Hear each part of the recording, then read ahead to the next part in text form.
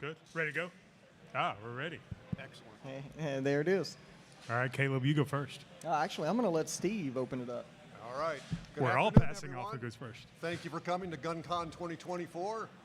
I'm Steve, this is Zeke, and that's Caleb, and we're here to do the first ever live edition of Smythbusters. So welcome aboard. All right, So tell us about yourself. I'm here and I'm drinking coffee. That's a good answer. if that's what you want to call it. Yeah, we'll call it. It's coffee. Thanks everyone for coming out. This is super weird, not talking to a camera. There's actually like faces looking back, which is great. Exactly. So I'm going to go ahead and in Smythbuster fashion, I'm going to introduce the myth we're going to be talking about here. I'm dying to find out what it is. Yeah, he has no idea, allegedly. As always, as you know, traditional Brownells video studio fashion, none of this is scripted. We're just here having fun, and we made a Zeke sandwich. So Zeke's here with us. So we're going to be talking about gunsmithing and what is a gunsmith. The myth itself being that you have to have let's call it an associate's degree to be a gunsmith. Oh boy. Nope. All right, you sure about that? Because back when I was doing gunsmithing work, I often get asked what my credentials were to work on your firearm. So. Yeah, and a lot of people get that a lot. Is my mic hotter than y'all's? No, It I feel like mine's super hot. Gunsmithing traditionally, the word itself, let's talk about the etymology first. So you have gunsmithing. Smithing is creating parts by hand. And a lot of times hardly any gunsmiths actually sit there and hammer out a piece of metal to make a part for a gun anymore. You've got companies like Brownells out there where you can order any part you need for a gun, and you're more gun repairman by replacing parts that you order. It's still a necessary job. It's still a job that can be lucrative for somebody if you get good at it. But the actual smithing just doesn't exist anymore. What's your thought on it? The hand fitting and all the polishing that's required. We got a lot of plug-in guns these days. Yeah. But if you think you're going to jump from a Glock into a 1911, that's a big jump. That goes from assembly to gunsmithing. And if you can get a 1911 together and make it run, I'd call you a gunsmith, actually. So, Steve, you're a pretty well-known gunsmith. I would say you're the famous Steve Ostrom gunsmith. Between us three, I'm very well known. Yeah. Where'd you go to gunsmithing school? I tell you what, I went into a shop and told him I wanted to try working there, and he said, fine, there's the milling machine, there's the lathe, there's a bench for you and a vise, get after it. And my tutorial on the milling machine was, you need to make this part, here's a piece of aluminum, figure it out. Good learning experience. He's a good gunsmith, right? He's good. We could say he went to MGS if you want. No, actually, it worked out great. After a couple of years, my boss was coming back asking me if we could do certain jobs. And I said, yeah, we can do that. I'll figure it out. That's awesome. Yep. So I can say I'm also a traditionally trained gunsmith. I started as a gunsmith apprentice when I got out of the military. I was working at the time, my wife and 2 kids. At the time, I now have 3, but I was making minimum wage apprenticing as a gunsmith, and it was rough, but that's what I wanted to do. I stuck with it, got good at it, and fortunately, now I make a little bit above minimum wage. That's right. And you were in a good place to do it because in Louisiana, the guns get used hard. Oh, listen. So you got a lot of experience in a short time. I did, especially with all the hurricanes. I restored a lot of flood guns, so got a lot of experience restoring old stuff. And the duck hunters, they were so hard on their shotguns and that brackish water, which is there's salt water. I mean, it was destroying those shotguns. Yeah. And duck hunters don't want to clean their shotguns, so they were always breaking. And so that made money fixing them. Right. And a lot of gunsmiths see this, especially when they're starting out, that there are people out there that'll buy the $10,000, $13,000 shotgun, spend $15,000 on a hunting rifle, but they don't clean their own gun. So even something as basic and rudimentary of cleaning your gun, gunsmithing, you can make a good living just cleaning guns. My first year and a half as like a gunsmith apprentice, all I was doing was cleaning oils, just so I could get familiar. Like they wanted me to be super familiar with the breakdown of these firearms before they were letting me like fit and change parts. So that's all I did for just about a year and a half, and that was a awesome way to learn. Just It is. Yeah. It really is. I got tasked with that also, and one of my first jobs was taking apart an A5 Browning shotgun. And once I got that back together and working, he said, "You can handle anything. From now on, the gloves are off." that was a rite of passage in the gunsmith shop. A5? Was taking apart a Browning Auto 5 and How putting many it of you back guys have together. taken apart an A5? Okay, there Not we go. any fun the first time, is it? How many people put it together wrong the first time? Oh, Oh and, man. and from the traditional learning of gunsmithing, there came gunsmithing schools. There's brick and mortars out there. There's distance learning. We're a distance learning school, and a lot of people instantly go, "How do you learn gunsmithing online? How do you learn at correspondence?" Well, the best way to do that is hands-on. Just like an apprenticeship, you have to do it hands-on. So one thing I fought for with our school, and I'm a part owner, and so I had some say in it, is getting those hands-on projects. So the first thing our students do is refinish an M1 Garand stock. It's all beat up, scratched up. They have to finish it, send it back to us. All the way to something as simple as soldering two pieces of metal together, which you hear that, and if anybody's ever soldered anything together before, you understand. But so many people get so angry at that task. They're like, "This is crap. I can't learn anything. I can't make it work." Well, you got to do everything just right to solder those things together. It's not like soldering a motherboard where you just get a little piece of solder and the wire sticks. You know, you have to clean it. You have to get flux on it. You have to get everything right. And then making hand tools. So all those hands-on aspects are there with the correspondence version 2. And a lot of times with brick and mortar schools, not all of them, if anybody here has gone to a brick and mortar and yours wasn't like this, talk to me afterwards. But a lot of them are state-run schools. They don't want them learning modern weapons. You know, they're learning old lever actions and old shotguns, and that's about it. On some of them, not a lot of them, not all of them. So it's something where you have to get the education right and teach those concepts correctly for them to go out and do what they're doing. Yeah, and so before we go on any further, because I'm going to continue to ramble, we don't have like a video editor to edit what's going on before you see it, so I do a lot of rambling. But before we do that anymore, I want to invite anyone who has any questions about Smythbusters, gunsmithing, Brownells, gunsmithing school's hair product, whatever. It doesn't matter. There's microphones on either side. Feel free to walk up. We'll take your questions. But with that being said, we'll continue going. So let's talk about what actually the term gunsmith. Okay. And the first 14 questions Hey. get an MGS cup. All right. And it's not just a plastic cup, it's aluminum and it keeps things cold, trust me. Aluminium, if you're Aluminium, yes. English or whatever. I don't know. So what is gunsmithing? We're gonna Yeah, so continue what that? is so back in the day, if you were to jump in a time machine, go back, to 1939 when Bob Brownell founded the company, he would tell you that a gunsmith is anybody who worked on their own firearm. Yeah, I would say that. First question. Yes, sir. My question is there any, what does a company have to go through to get their product into Brownells? Do they have to submit their product, have it looked at, have it gone over before it becomes a Brownells line? Yes, excellent question. So we have a new product onboarding process with our product team, and you just basically talk to them, submit the product to them. They'll look over it and go from there. That's to be completely honest, that's as much as I know about the process. But I can if that's something you're interested in, I can definitely set you up with the right people. the product does have to be in production, fully packaged, fully developed. They Right. usually Yep. insist on that. Good point. And I don't have any addition to that. Because I don't know. Thank Yeah, you. you got it. We've already got more lining up. Oh, okay. Yeah, let's do this now. All right. Yeah, this is great. How much, as far as the video making that you two do during the week, how much is that part of your job? That is so. I am so my official job title. What's my job title? See, it's You're my boss.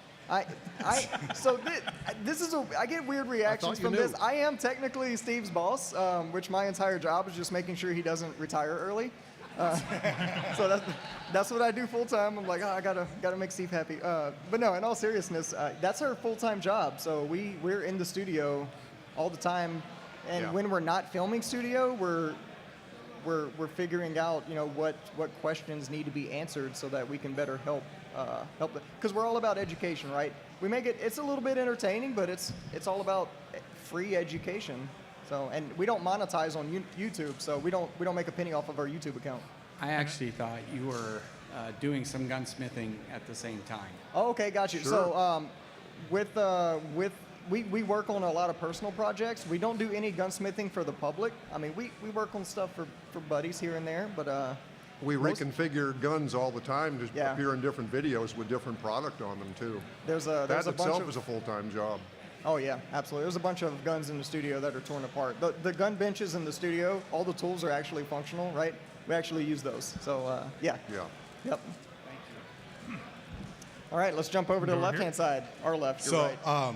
first, so my name is Jonathan. I want to get into gunsmithing, but my question is for somebody, not necessarily just gunsmithing, but for somebody who wants to get into the industry, what are some tips that you guys can suggest? I've been kind of asking everybody that I can get, talk to, but in your personal opinion, what's some of the ways you think will be a good way to try to access the industry?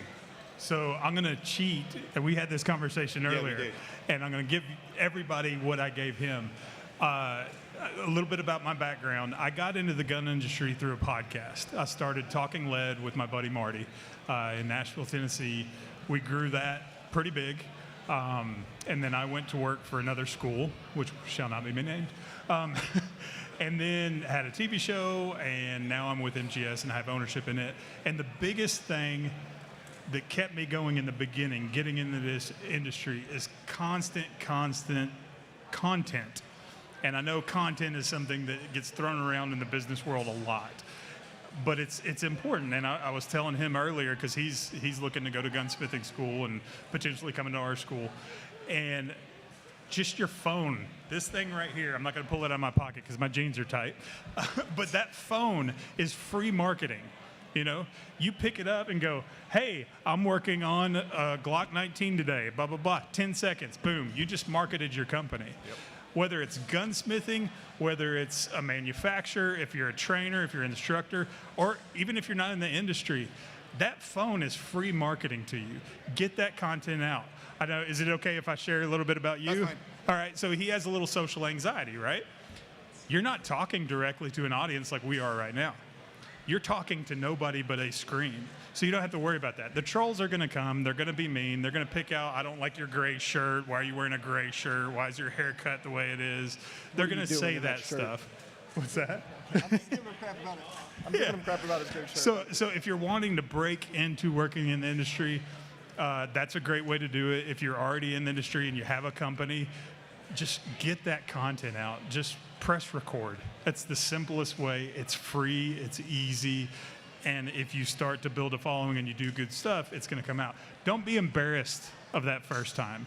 Don't sit there and go, oh my God, I shouldn't have said it like that, and overthink it. Just put the info out there. That's the big. Excellent. Yeah. So come get a cup.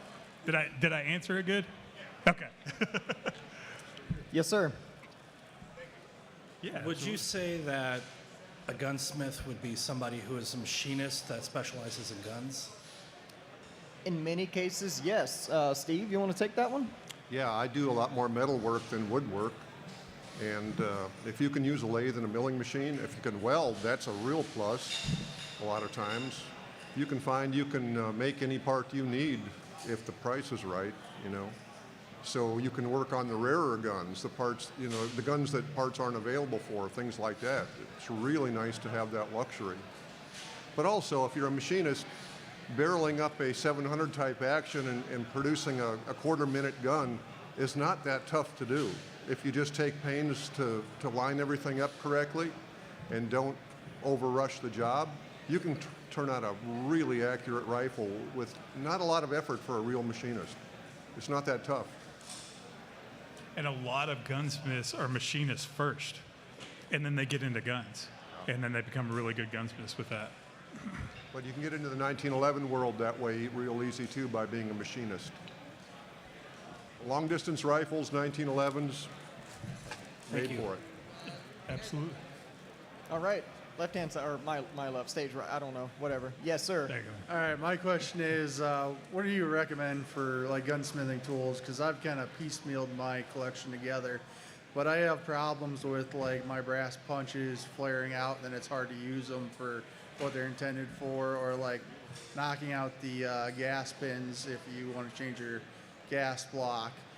Those bend and stuff. Is there like a higher grade of tool or brands you recommend that hold up better? Yes, absolutely.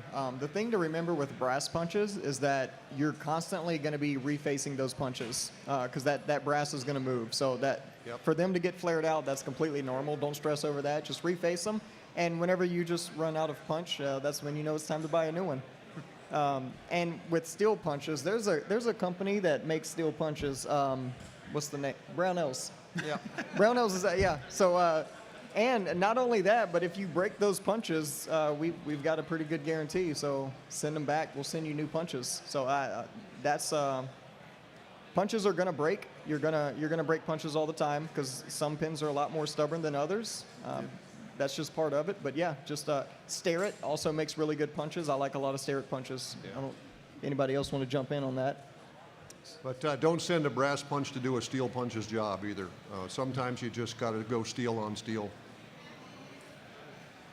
And if you're careful, you won't mar the gun.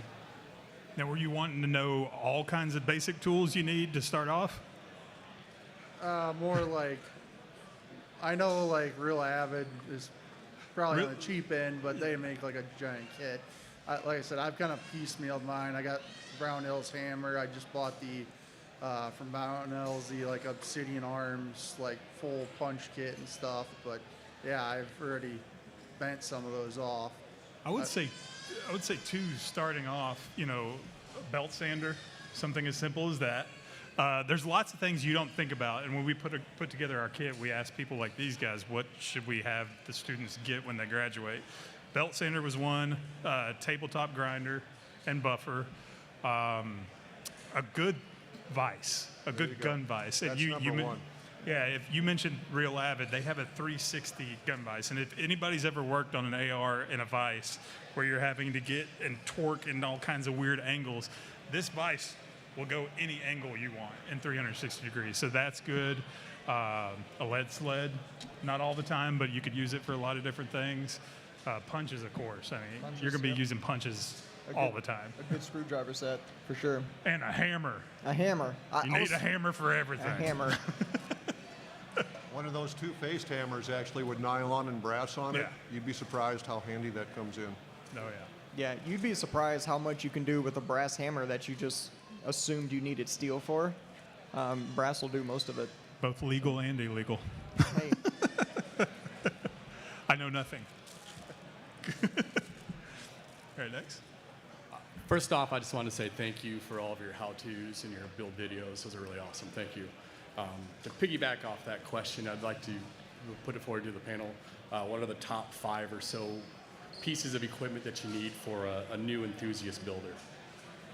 all right.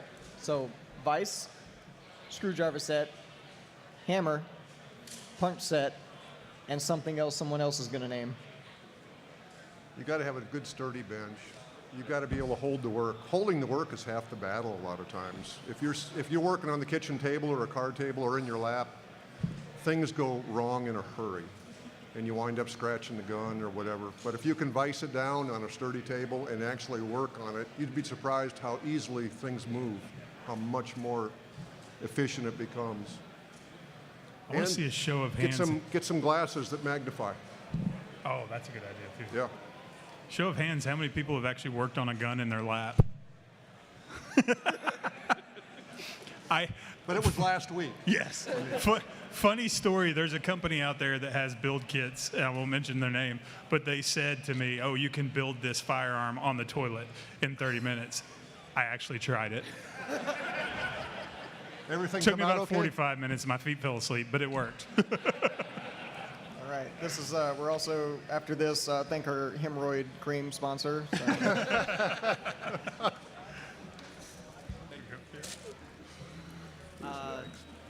I'm Peter. I'm from Illinois. I just want to say I loved your videos. They've helped me with a lot of things, especially cleaning an SKS, getting Cosmoline out of it, and putting a first-time Glock parts kit together. I just want to know, what's your advice for someone who, I do want to get into gunsmithing. I want to work on stuff from 700s, ARs, AKs, stuff like that. But I also want to get into restoration. But with everything going on in Illinois right now, it's not the easiest to get my hands on stuff to actually work on. What would be your advice going in? I'll start off. Restoration. Restoration. It is tricky. Yeah. Don't start on an expensive gun. Or anybody's family heirloom. It doesn't even have to be a firearm. Old, like, worn out tools that are made of steel and wood, you can practice on those as well, because a lot of the concepts are the same. So it doesn't even have to be a firearm. We could talk for 2 hours on how to use a file, Yes. and then graduate through the different files till you get to the sandpaper, and then working up from there. But I think you're on the right track too, because in gunsmithing, especially nowadays in 2024, there are so many niches that you could get into. You could be the best checker in the Mid-South. You could be a great Cerakoter. You could be a restorer of antique firearms. If you find that niche and you're good at it, or niche or niche, or however we're going to say it, niche, I like to say niche. Niche it is. And you get good at it, people will be coming to you from all over the country, and you could get booked out 2 to 3 years as the restoration guy. That's absolutely true. Yeah. Not a lot of people doing it anymore. Or if you can get a job with someone like Turnbull Restorations or something like that, you would learn a lot in 3 months, more than 2 years on your own. Awesome. Thank you. Where we at? Over here. Hello, I'm Lee from Iowa, and I was wondering on your take on the myth, the gun is always more accurate than the shooter. The lot of gun times. is often more accurate than the shooter, but not always. Not always. Trying to think of a good example here. There are some really poorly fitted 1911 barrels that are absolutely even worse than I can shoot. Yeah. So it all depends on the firearm. But yeah, that's an excellent question. I have a younger guy, that if I want to know how accurate my gun is, I let him shoot it. If it's an open sight gun, because he can see it much better than I can. And most guns are, even from the factory, just from the factory. A lot of guns are much more accurate than what you can do with them. I'm talking about handguns now. Rifles, I don't know. With the optics now, you can find out pretty quickly if a rifle is shooting well or not, if you're using good ammo. It's not like the old days. Are you talking from the perspective of a human shooting it every time, whether it's a good shooter or a bad shooter, or are you talking about the rifle in a device that's pulling the trigger and everything, and the rifle's more accurate than the shooter? Just basically the general myth that you can never shoot a gun as accurately as it actually can be. Right, yeah. Human error, it's a thing. Right. Consider that myth busted. So first off, I'd like to say it's nice how approachable you guys were sitting out underneath the big tent. Thanks for answering a couple of questions there, and love the comedy relief. It's hard to tell who's mad at who sometimes for fake on the show, but my question is, I've got a 22 250 and a Remington 700 that I really like, 26-inch barrel. I just don't like the 22 250 anymore, and I can't find that rifle. Even looking back at older catalogs, it's a bull barrel, but it's not fluted. It's not, it's just a straight barrel. I'm wondering, how do you go about rebarreling that or having it done into a different caliber? Is there somebody that you send that out to? And with a 22 250, can I go 6.5 with it, or You could certainly go 6.5 Creedmoor. Okay, the projectile length isn't too long for that? No, okay. No, the Creedmoor was designed to kind of go in that length action. Okay. For sure. It's an H&S precision stock, and it's a great gun, but I do more now than the 22 250 can do. So how do you go about, is it better to recalibrate that or to try and find a barrel to put in that? Because it would look a little silly with a smaller barrel in that, the cutout that's in the stock.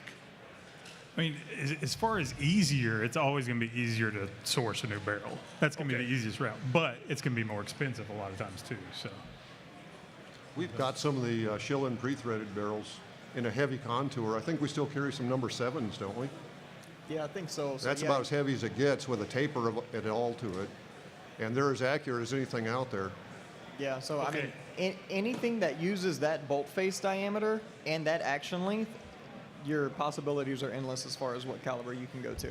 Okay, so and that's something, so I'd be better off just setting that barrel aside and then just finding a new barrel in the caliber I want and taking it to a gunsmith because I don't want a gunsmith. Yeah, because if you were gonna redo that as far as like using that same barrel, it's got to be 22 caliber. You got to do something because that's the bore diameter. You can't rebore it?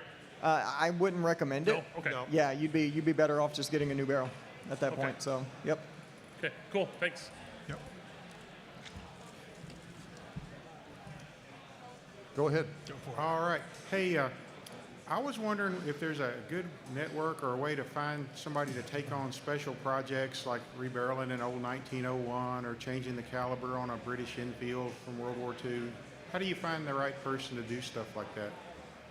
There's several gunsmithing Facebook groups. Some of them, you kind of got to filter through them a little bit because you get a lot of back to the myth that we're busting of what is a gunsmith. There's a lot of people out there that'll build ARs and they'll build a really good one, and then their buddies have them build one, and they've built 4 or 5 for other people, and they're like, I'm a gunsmith. And you'll find a lot of those groups where it's a bunch of people like that. But there are some historical weapons gunsmithing Facebook groups that you can search and join those. And the good ones I've found are the ones that have like 5 to 10 questions that you have to answer to even join the group.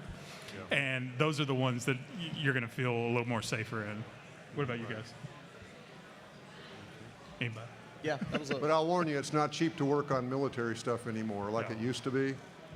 Sometimes, if you want a sporter especially, it's cheaper to buy a Remington than it is to sporterize a Mauser a lot of times. And that's just the way it is these days. Labor costs more. All right. But there are definitely still people that do it, so Yeah. it can be done. Okay. Thanks. And I know his collection, and he's got some good ones. Yeah, I'm just starting to get into bolt action builds, and I was wondering if you could compare and contrast 2 lugs versus 3 lug bolts. What was the question again? 2 lug versus 3 lug bolts. Oh, gotcha. Okay. Yeah, Well, I mean, We're both looking at you. The 3-lug system is easier to manufacture from that point of view. I mean, the lugs are normally the same diameter as the bolt body, so most of the receivers bored straight through and reamed to that diameter. It also gives you a shorter bolt lift if you like that. However, if you've been shooting like converted 98 Mausers and stuff all your life like me, it feels a little funny when you're trying to raise that bolt up those extra 15, 20 degrees. I never do get used to the short bolt, like an A-bolt, I never get used to those for some reason. yeah, and you'll also hear the argument that 3 lugs are better than 2 for actually action strength, but for most calibers that we're shooting, you're never really going to notice a difference in wear or anything like that. No, and you got to remember the Mauser, only 2 lugs, is made out of soft steel. They're surface hardened, but they're not hardened on the inside. They're strong by design. So you can shoot 2 million of 8mm Mauser rounds through one, and they seem to just keep on going.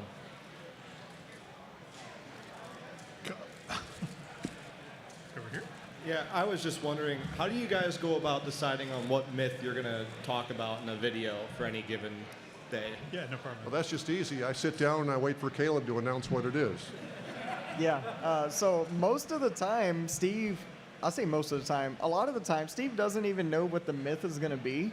It's just, I'll jump into some comments on YouTube, or I'll check out Reddit or Facebook or one of the other like terrible places in this world. and see what people are talking about and go from there. And of course, a lot of our videos, not just Smythbusters, but a lot of the content we make is user requested. So if somebody wants to know how to do something, that's a big driving force behind what we actually do. Yeah, we like it crowdsourced, really, because we want it to be relevant. Yeah, and honestly, for the most part, I don't even care how many views a video is going to get. If it's helping somebody do something, that's what we're here for. So, like I said, we don't monetize, so we're not trying to make as much money as we can on YouTube. We're just trying to help people and put out good educational content. Yeah, it's nice not having that kind of pressure.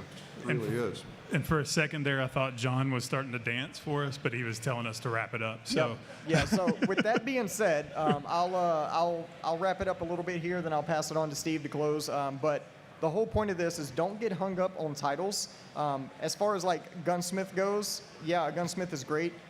You may have somebody that came out of a gunsmithing school and has been gunsmithing for 4 years, and they, for whatever reason, they have a title of master gunsmith.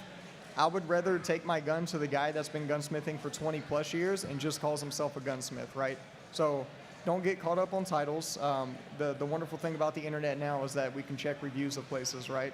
And see how good people are doing see what people are doing to their customers and go from there. So, All right. Well, on behalf of Zeke, Caleb, and myself, I want to thank you all for watching, and hopefully we'll see you next year with another episode of Smythbusters.